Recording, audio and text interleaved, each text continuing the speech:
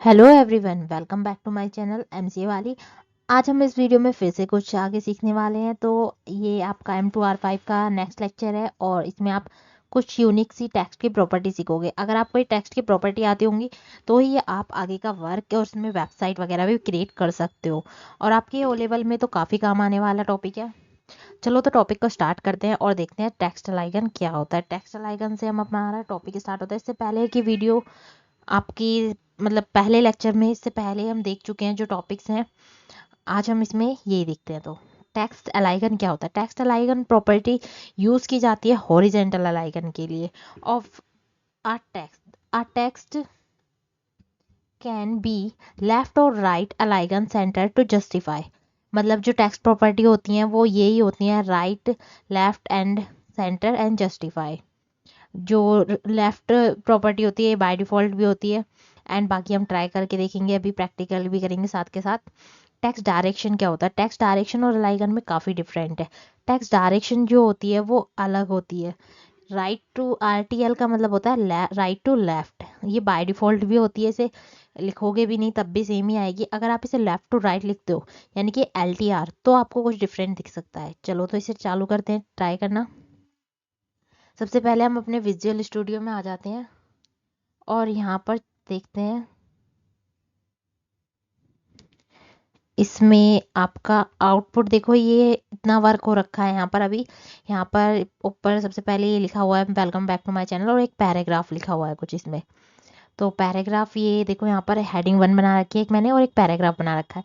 Internal CSS का हम use करने वाले हैं और विजुअल स्टूडियो हमारा एडिटर है। आप अपने अकॉर्डिंग कुछ और भी यूज़ कर सकते हो, नोटपैड प्लस प्लस या फिर सबलाइन या विजुअल स्टूडियो। तो हम टॉपिक को चालू करते हैं वर्क को। इसमें सबसे पहले मैं पैराग्राफ को एक क्लास दे देती हूँ क्योंकि जिससे कि हम सारी चीज़ें कर सकें। मैंने इसे क्लास दे दी बॉक्स और यहाँ पे बॉक्स को कॉल कर लेते हैं। हमें फर्स्ट प्रॉपर्टी कुछ इफेक्ट आएगा नहीं। फर्स्ट प्रॉपर्टी चेक करते हैं हम अपनी टेक्स्ट अलाइकन। यहाँ लिखते हैं टेक्स्ट अलाइकन और इसमें लिखते हैं जस्टिफाई। यहाँ पर हमने लिख दिया टेक्स्ट अलाइकन जस्टिफाई।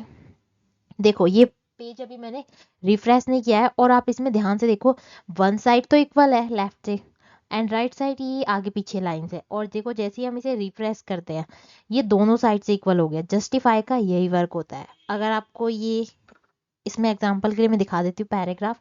ये विनवर्ड सॉफ्टवेयर मैंने ऑन कर लिया है और इसमें एक पैराग्राफ कमांड होती है बाय डिफॉल्ट, मैंने ये लिखी।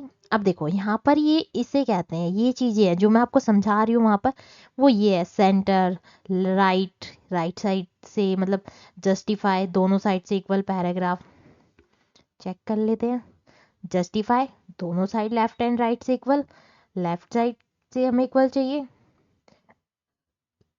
राइट साइड से इक्वल चाहिए और ये सेंटर। इसे ही कहते हैं टेक्स्ट अलाइकन। यही वर्क अगर आपको HTML में करना है तो आप उसके लिए क्या यूज़ करोगे? Text alignment. ये चेक कर सकते हो आप, मैंने जस्टिफाई कमांड लगाई है यहाँ पर रिफ्रेश करके। आई होप आपको क्लियर हो गया होगा। फिर भी अगर आपको कोई कंफ्यूजन है आप मुझे कमेंट कर सकते हो। अगर कमेंट में मैं आपके शॉर्ट्स में वीडियो को सॉल्यूशन जरूर शेयर करूंगी। आगे देखो टेक्स्ट डायरेक्शन क्या होती है। टेक्स्ट डायरेक्शन में यहाँ पे RTL लिखा है। RTL का मतलब मैंने अभी बताया था राइट टू लेफ्ट होता है। तो बिना स्किप करे वीडियो को देखना जिससे आपको ज़्यादा डिटेल में समझ में आ जाए।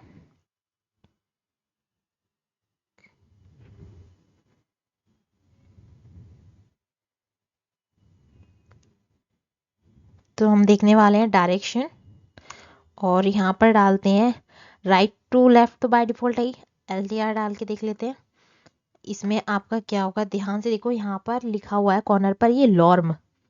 तो ये लॉर्म इस साइड से चालू है, जो हम मतलब रीड आउट करना चालू करते हैं ऐसे करते हैं लॉर्म इस साइड से, जैसे भी पढ़ते हैं रैप से।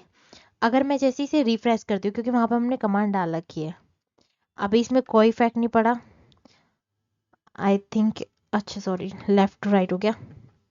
राइट टू लेफ्ट करते हैं, रिफ्रेश। आप इसे ध्यान से देखो तो इसमें जो अब हम रीड आउट करेंगे वो हमारा ये राइट साइड से हो गया बाय डिफॉल्ट। ये इसे यहाँ से मैं इसका जस्टिफाई भी हटा देती हूँ। सेंटर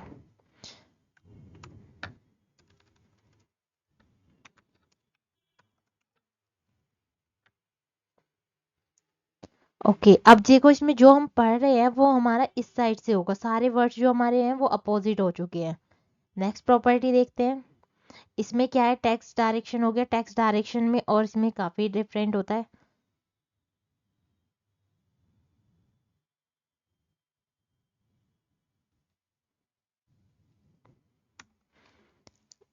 इस प्रॉपर्टी का भी हम साथ के साथ यूज कर लेते हैं जिससे कि आपको कोई कंफ्यूजन ना रहे। ये देखो इसमें क्या डिफरेंट आया। अब जो इस साइड लॉर्म लिखा था वर्ड, वो आपका इस साइड से लिखा हुआ आ रहा है, LOREM, लॉर्म। सारे वर्ड्स जो है अब हमारे वो राइट साइड से रीड आउट करने पड़ेंगे, आपको अपोजिट हो चुके हैं। मतलब जो लॉर्म की स्पेलिंग इस साइड से आ रही थी वो इस साइड से आ रही है। ओके, आप इसे प्रैक्टिकल करोगे तो आपको ये समझ में आ जाएगा। मैं यहाँ से इसे हटा रही हूँ क्योंकि हमें इधर से ही पढ़ना मुझे ज़्यादा सिंपल लगता है। लॉर्म ये ठीक है, आगे देखते हैं। नेक्स्ट है वर्टिकल अलाइनमेंट। क्या होता है, ये जो हमने फर्स्ट यूज किया था टेक्स्ट अलाइनमेंट, ये हॉरिजेंटल वर्क करता है सारी चीजों में।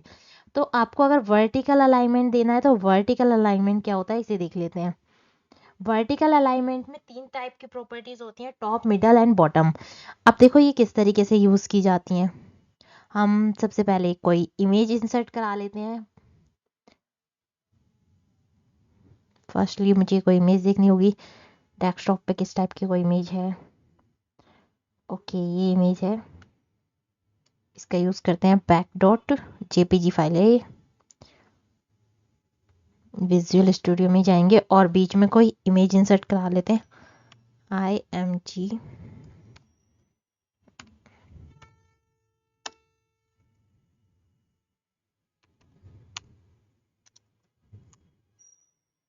और उसका नाम था बैक डॉट जेपीजी। ये मैं एग्जांपल के लिए यूज कर रही हूँ यहाँ पर। रिफ्रेश, इमेज कुछ ज़्यादा बड़ी हुई आगे चुकी है, पहले इमेज का साइज वगैरह छोटा कर लेते हैं, यानी कि इमेज टैग को भी कॉल करते हैं और विथ और हाइट दे देते हैं।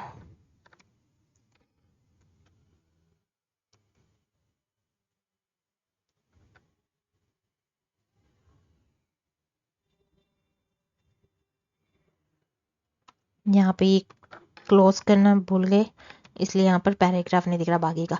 अब इमेज देखो आपको नहीं दिख रही है, काफी छोटी होगी। मैं थोड़ा सा इसे पहले इमेज का साइज इंक्रीज कर देती हूँ।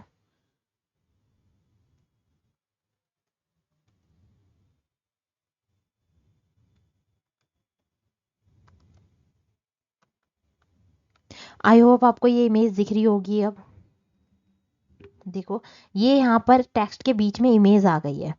अब आप इसमें एक चीज ध्यान से देखना, मैं यहाँ पर फॉन्ट का साइज इंक्रीज करती हूँ, पैराग्राफ का फॉन्ट साइज कर देते हैं हम 30px। फाइल को सेव किया और रिफ्रेश। अब आप ध्यान से देखो ये जो इमेज है काफी छोटी आ रही है, एक ही नहीं हम 2-3 इमेज लगा लेते हैं, एक इमेज में इतना डिफरेंट नहीं दिख रहा है।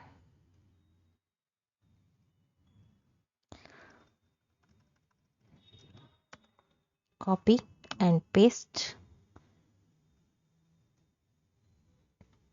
पेस्ट और यहाँ पर भी पेस्ट, रिफ्रेश। अब देखो ये छोटी सी इमेज आ रही है, देखो एम के सभी के ध्यान से देखो तो आप ये डाउन में आ रही है। फॉन्ट का साइज और इंक्रीज करके दिखा देती हूँ मैं एक बार आपको। हमने 30 दिया था, 40 दे देते हैं।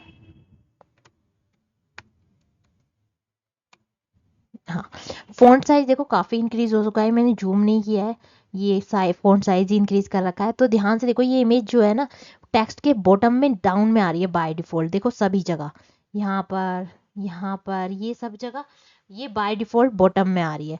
अब देखो यहाँ पर जो ये मैंने अभी अभी बताया था आपको वर्टिकल अलाइनमेंट, ये किस तरीके से काम करता है। वर्टिकल अलाइनमेंट 3 तरीके का है, टॉप, मिडल एंड बॉटम। तो इसे मैंने कॉपी कर लिया और यहाँ पर पेस्ट करते हैं। कि चलो छोड़ो,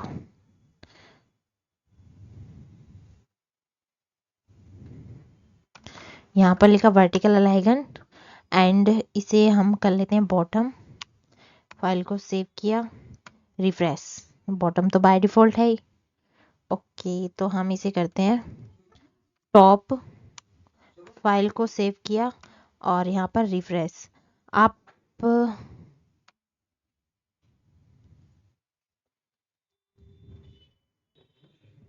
ये इफेक्ट इसलिए नहीं कर रहा है क्योंकि ये वर्टिकल अलाइनमेंट गलत जगह लिख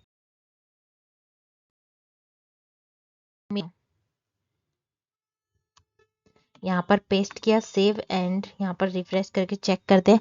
अब आप ध्यान से देखो, जो इमेज है वो टेक्स्ट के मिड पॉइंट पे आ रही है। अगर इसे हम बॉटम तो बाय डिफॉल्ट आती ही है, अगर मैं इसे टॉप करती हूँ तो ये टॉप में आएगी। यहाँ पर मैंने इसे वर्टिकल अलाइनमेंट दे दिया टॉप, और यहाँ पर रिफ्रेश करके देखा तो देखो ये टेक्स्ट के टॉप में आ रही है, ऊपर की तरफ। आई होप आपको ये क्लियर हो गया होगा। हम अपना फॉन्ट का साइज छोटा कर लेते हैं फिर से नॉर्मल। ये फॉन्ट का साइज हमने छोटा कर लिया है। अब आगे देखते हैं, आगे नेक्स्ट प्रॉपर्टी क्या है। Text decoration. टेक्स्ट डेकोरेशन क्या होता है? टेक्स्ट डेकोरेशन किस तरीके से यूज किया जाता है? देखो, text decoration property is used for set the remove, मतलब जो हम एंकर टैग होता है उसमें लाइन आती है by default and colour blue आता है। अगर आप उसको बाय डिफॉल्ट नॉर्मल रखना चाहते हो तो उसमें प्रॉपर्टी यूज करते हैं नन। टेक्स्ट डेकोरेशन में लाइन के लिए होती है। इसका हम एग्जांपल के लिए यहाँ पर चेक कर लेते हैं साथ के साथ ही। प्रैक्टिकल पैराग्राफ, ये हमारी बॉक्स प्रॉपर्टी है, या फिर हेडिंग पे ट्राई कर लेते हैं। हेडिंग में ट्राई कर ले, नहीं ट्राई करते हैं, और इसमें लिखते हैं टेक्स्ट डेकोरेशन।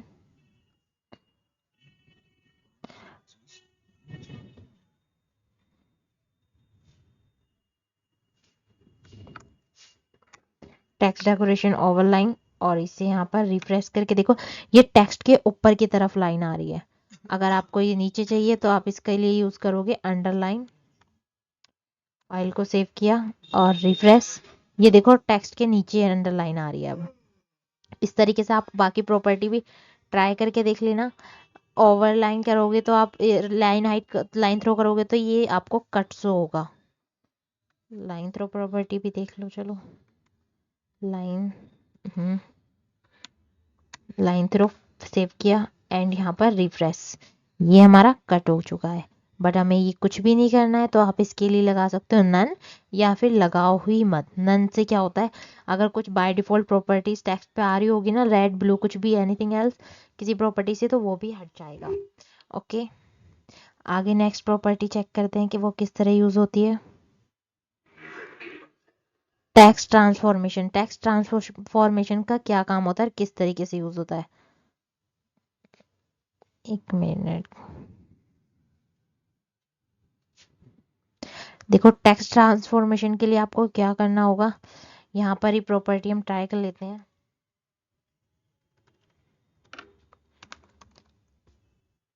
टेक्स्ट ट्रांसफॉर्मेशन, और इसमें लिखा मैंने पहला कैपिटलाइजेशन। कैपिटलाइजेशन का क्या काम होता है?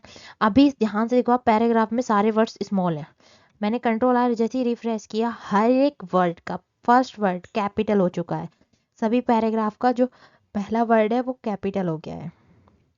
एंड अपर केस करते हो आप यहाँ पर। अपर केस का मतलब क्या होता है कि आपको सारी चीजें इन कैपिटल दिखेंगी, मीन्स कंट्रोल आर, ये आपका सब कुछ कैपिटल हो चुका है। अगर आप इसे लोअर केस करते हो तो ये सारे वर्ड्स स्मॉल शो करेगा। ओके, हम मोस्टली जो यूज़ किया जाता है वो कैपिटलाइजेशन यूज़ किया जाता है। हम इसे अपना वही कर लेते हैं जिससे कि थोड़ा अच्छा भी लगे। फाइल को सेव किया, बाय, ये कर लिया हमने refresh. Okay, next property check करते हैं। तो नेक्स्ट प्रॉपर्टी में क्या है, टेक्स्ट इंडेंटेशन। टेक्स्ट इंडेंटेशन किस तरीके से और कैसे काम करते हैं, चलो देखते हैं। Text indentation property is used for specify the indentation of the first line of text। अच्छा चलो इसे पहले बता देते हैं क्या चीज़ होती है ये। अच्छा, ये विनवर्ड है हमारे पास। विनवर्ड में मैंने ये ऑन कर लिया है, कंट्रोल ए, और इसका अलाइनमेंट ठीक कर लेते हैं। जो आप स्टोरी वगैरह में देखते होगे कि फर्स्ट जो पैराग्राफ का मतलब लाइन होती है वो थोड़ा सा गैप क्रिएट करके होती है, मतलब स्टार्टिंग में थोड़ा सा गैप होता है, आपने बुकों वगैरह में पढ़ा होगा कई बार। तो देखो यहाँ पर ये मैंने ये 5, ये बाय डिफॉल्ट आ चुका है शायद 5 या आधा इंच का। इसे ही कहते हैं टेक्स्ट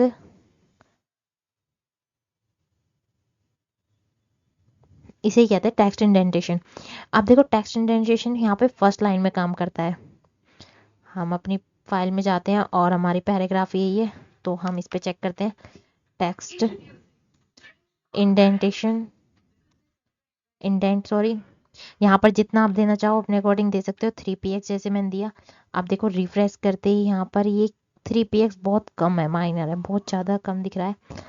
तो इसे हम कर देते हैं 10, फाइल को सेव और रिफ्रेश। 10 भी बहुत कम दिख रहा है, आप देख रहे होगे तो ध्यान से लॉर्म जो वर्ड है वो खिसक रहा है।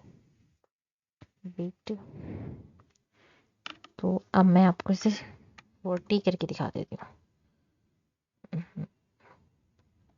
रिफ्रेश, देखो फर्स्ट लाइन जो ये है, फर्स्ट लाइन खिसक रही है टेक्स्ट इंडेंटेड के नाम पर। ओके, आप इसे चेक करके देखना प्रैक्टिकल। आगे देखते हैं टेक्स्ट ट्रांसफॉर्मेशन कर चुके हैं हम। टेक्स्ट इंडेंट भी हो गया आपका। अब देखो लेटर स्पेसिंग क्या होता है। लेटर स्पेसिंग यूज ये होता है, मतलब कि वर्ड्स के जो लेटर होते हैं हमारे, उसके बीच में हमें कितना गैप क्रिएट करना है, उसके लिए हम लेटर स्पेसिंग का वर्ड का यूज करते हैं। अभी एक साथ देख लेंगे letter spacing and line height क्या होता है। लाइन हाइट होता है लाइन के बीच में हमें कितना गैप क्रिएट करके रखना है, लाइंस के बीच में। एंड नेक्स्ट प्रॉपर्टी है वर्ड स्पेसिंग। वर्ड स्पेसिंग होता है वर्ड्स के बीच में कितना गैप क्रिएट करके रखना है, वो भी आप अपने अकॉर्डिंग डिसाइड कर सकते हो। इसके बाद है वाइट स्पेस। वाइट स्पेस का क्या काम होता है, चलो इसे भी साथ के साथ देख लेते हैं। ओके, और हम अपनी फाइल पे जा रहे हैं अब, और हमें फर्स्ट प्रॉपर्टी देखनी है लेटर स्पेस।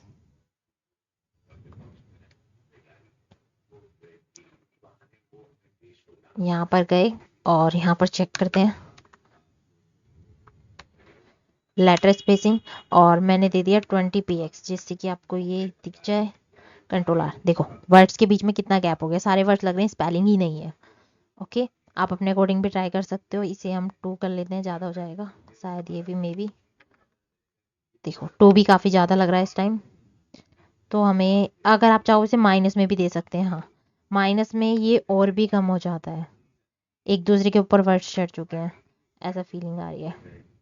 इसे हम 1 करके देखते हैं, अभी भी ज़्यादा है, हम रखते ही नहीं है, 0 कर लेती हूँ मैं, मेरे लिए 0 ज़्यादा ठीक है।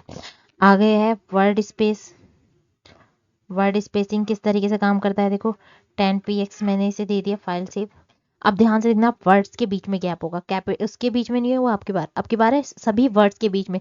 जो मतलब हम देखो इस तरीके से जो गैप दे देते हैं, जैसे ही मैंने टेक्स्ट के बीच में कर्सर रखा और स्पेस से गैप क्रिएट कर लेते हो ना अपने अकॉर्डिंग कितना ही। अब ये HTML में आपको गैप चाहिए तो हम इस तरीके से कवर करते हैं, वर्ड्स के बीच में हमें कितना गैप क्रिएट करना है, उसके लिए हम यूज़ करते हैं वर्ड स्पेसिंग। और नेक्स्ट प्रॉपर्टी देख लेते हैं वो क्या है, लाइन हाइट। लाइन हाइट का क्या काम होता है,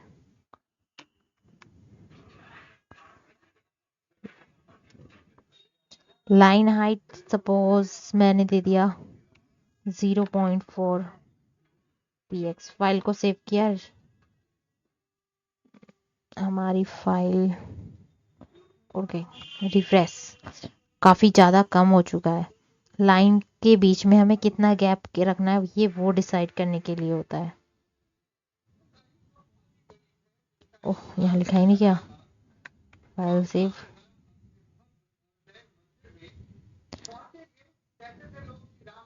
ये बहुत ज़्यादा कम है,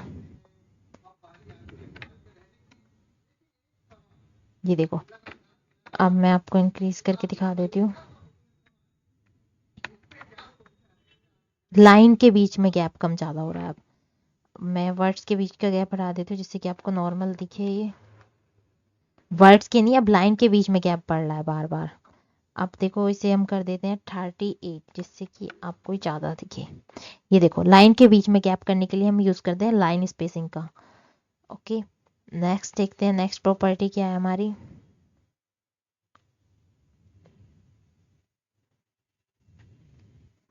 वर्ड स्पेस भी हो गया आपका।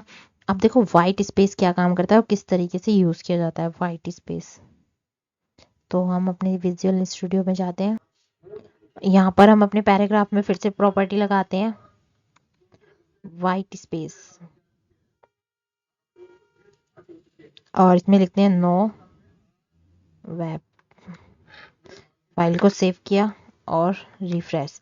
नो वेब का क्या काम होता है, देखो अगर यहाँ पर हम नो वेब करते हैं तो ये बाय डिफॉल्ट पूरा स्टेट वर्क हो जाएगा, मतलब जो भी हम काम करेंगे हमारा पेज इंक्रीज हो जाएगा हॉरिजेंटली और काफ़ी लंबा वर्क हो जाएगा। और अगर हम यहाँ पे इसे वेब करते हैं तो फाइल को सेव करो और चेक करो रिफ्रेश, ये नॉर्मली आएगा, जैसे कि मतलब जितना भी हमारा मॉनिटर का पार्ट होगा ना वो उतना दिखाएगा, लाइक एस कुछ इस टाइप में। अब इसे आप छोटा करो बड़ा करो इतना ही दिखाएगा जितना आप देखना चाहते हो, मतलब जितना छोटा करेंगे उतने अकॉर्डिंग में ये सेट हो जाएगा। अगर नो होता तो ये एक ही लाइन में स्टेट सीधा आता लिखा हुआ। एक और होता है जो कि आपको मैंने HTML में पहले पढ़ा चुकी हूँ, प्री। प्री का क्या काम होता है, फाइल को सेव किया रिफ्रेश। प्री का काम ये होता है, हम यहाँ पर जितनी बार मैंने एंटर किया होगा ना, मतलब यहाँ पर देखो मैंने जितनी बार, जैसे 3 3 4 4 लाइन में एक पैराग्राफ लिखा है, जितनी बार एंटर किया हुआ है ना यहाँ पर बाय डिफॉल्ट उतनी ही बार एंटर आ रहा है। प्री का मतलब होता है जैसा हमने इनपुट पेज पे लिखा है same to same as it is output page पर भी हमारा प्रेजेंट हो जाए, शो हो जाए। ओके, तो मैं प्री टैग को हटा देती हूँ क्योंकि मुझे इसकी जरूरत नहीं है अभी। एंड रिफ्रेश, आगे पढ़ते हैं। व्हाइट बोर्ड भी आपका क्लियर हो गया होगा। टेक्स्ट शैडो क्या होता है, टेक्स्ट शैडो सबसे इंटरेस्टिंग है, बहुत अच्छा है ये। टेक्स्ट शैडो बहुत ज़्यादा यूज़ किया जाता है, आप अलग से भी वेबसाइट वगैरह बना रहे हो तो उसमें भी आपका काफ़ी काम आता है। यहाँ पर मैंने एक और हेडिंग बना लेती हूँ H2, और इसमें लिख देते हैं कुछ भी, तो हम लिख देते हैं इसमें MCA वाली। फाइल का मैंने अपने चैनल का नेम दे दिया है इसमें, अपने चैनल का मैंने इसमें नेम दे दिया है, और हम यहाँ पर इसे कॉल कर लेंगे H2, मैंने इसे कॉल कर लिए। ओके, और इसमें हम देते हैं टेक्स्ट शैडो। तो टेक्स्ट शैडो कैसे दी जाती है, देखो यहाँ पर मैंने साइज दे दिया 2px स्पेस 3px और फाइल को सेव किया। अब देखो इस पे क्या इफेक्ट पड़ेगा, रिफ्रेश। इसमें 2px का मतलब है हमें हॉरिजेंटल अपनी शैडो को कितना रखना है, हॉरिजेंटल हम कितना रखना चाहते हैं, और 3px का मतलब है वर्टिकल कितना रखना चाहते हो आप। यहाँ पर रिफ्रेश करो, अगर आपको ये दिख रहा हो तो ध्यान से देखो, इसमें जो शैडो आ रही है वो हमारी हॉरिजेंटल आ रही है। और यहाँ पर अगर मैंने, क्योंकि वर्टिकल दी नहीं, अगर मैं चाहती हूँ थोड़ा सा नीचे की तरफ आए तो नीचे की तरफ देखो, वर्टिकल करने के लिए मैंने 8px दिया और ये डाउन की तरफ मूव हो गई। अगर हम दो प्रॉपर्टी देते हैं, थर्ड प्रॉपर्टी होती है कि हम इसे कितना ब्लर करना चाहते हैं, सॉरी पहले कलर दे दो। थर्ड प्रॉपर्टी होती है कलर, कि आप टेक्स्ट शैडो जो चाहते हो वो किस कलर की चाहते हो। देखो 8px ये वर्टिकल है एंड 2px ये हॉरिजेंटल है। इसके बाद होता है 5px, ये अपने अकॉर्डिंग आप कितने दे सकते हो। ये होता है ब्लर, कितना ब्लर करना चाहते हो, कुछ ज़्यादा ब्लर हो गया तो इसे मैं 2px दे देती हूँ। फाइल को सेव एंड रिफ्रेश, कुछ तो गड़बड़ है।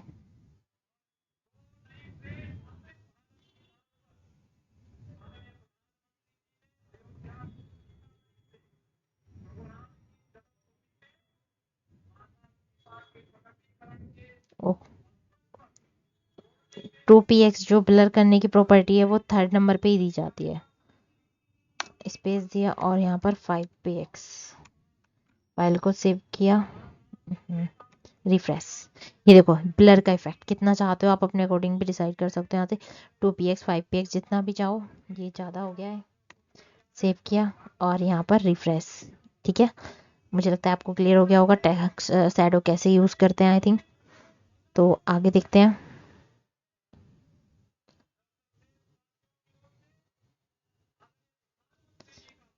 वाइट स्पेस टेक्स्ट शैडो आपको क्लियर हो गया बिल्कुल, किस कलर की रखनी है, कैसे रखनी है, तय तीन का क्या काम होता है, ये सारी चीज़ें मैं आपको बता चुकी हूँ practically.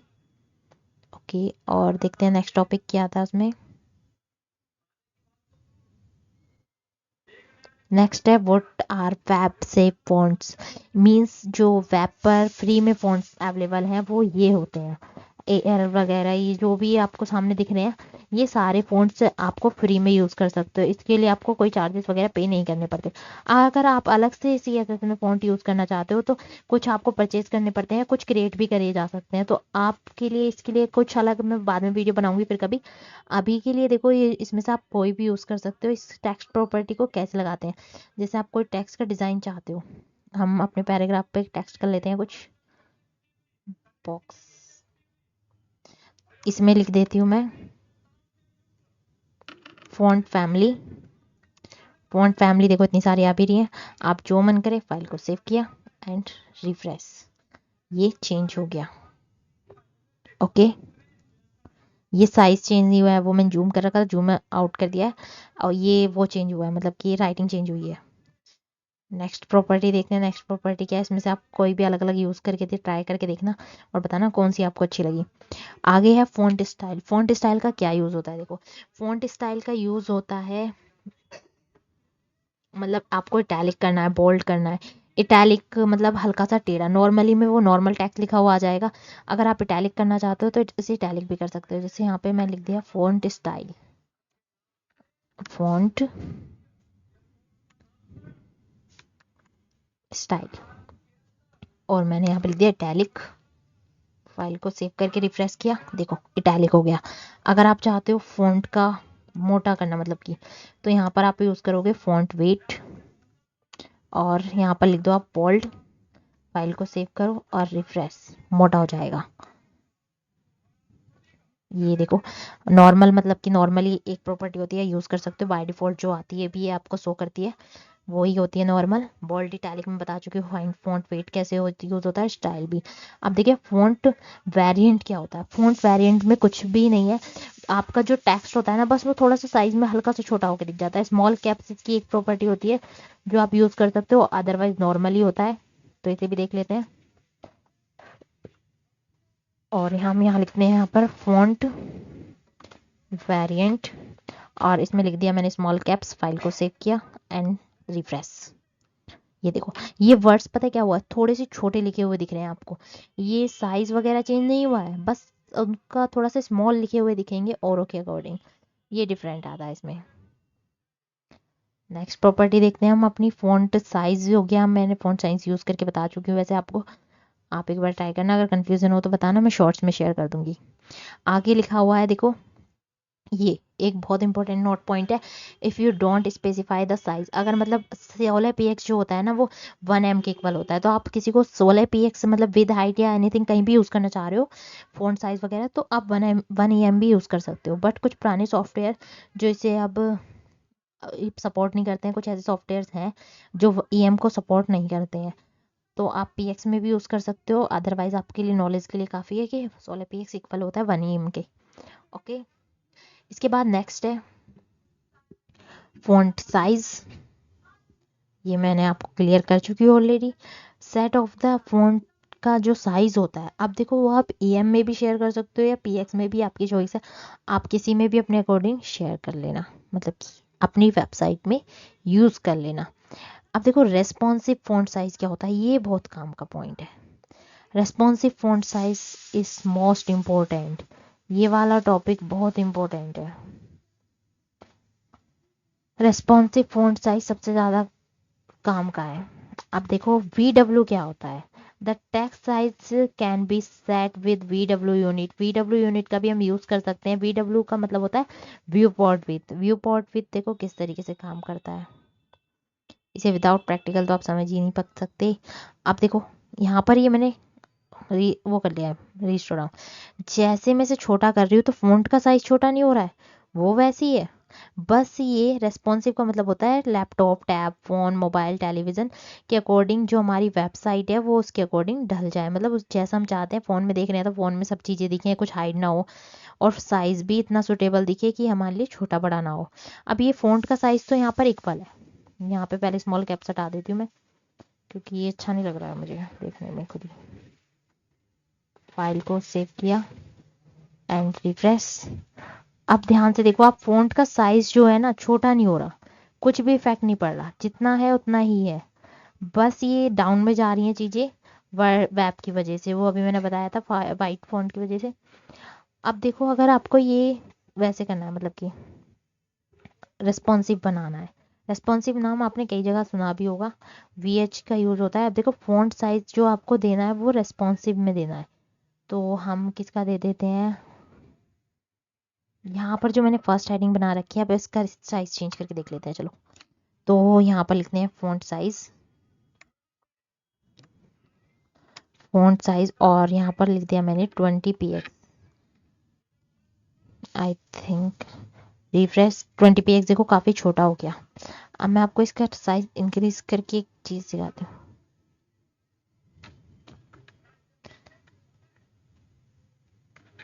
VH, oh my God, देखो ये फ़ॉन्ट का साइज पहले हम मैक्सिमाइज करके अपनी स्क्रीन पे देख लेते हैं कितना बड़ा है। अब यहाँ पर जैसे ही यहाँ पर ये पेज छोटा कर रहे हैं, मतलब मान लो टैब में चला रहे हैं, टैब में इतनी स्क्रीन दिखती है लगभग में, तो ये फ़ॉन्ट का साइज देखो उसके अकॉर्डिंग छोटा होता जा रहा है। बाकी साइज छोटे बड़े नहीं हो रहे हैं, सिर्फ यही छोटा हो रहा है क्योंकि हमने इसकी जो वो यूनिट यूज़ की है, वो क्या की यूज़ की है, VH यूज़ की है हमने, इसकी यूनिट VH में यूज़ की है, वो इसलिए इफेक्ट पड़ गया है आपके लिए। नेक्स्ट है, oh sorry, VH with use करते हैं, VW। फाइल को सेव किया और रिफ्रेश, अब इफेक्ट दिखेंगे, ये देखो। अब देखो ये चीज़ें बड़ी हो रही है, जबकि नीचे जो MC वाली लिखा है उसका फ़ॉन्ट का साइज उतना का उतना ही है, ना छोटा हो रहा है ना बड़ा हो रहा है। ये फ़ायदा होता है VW का।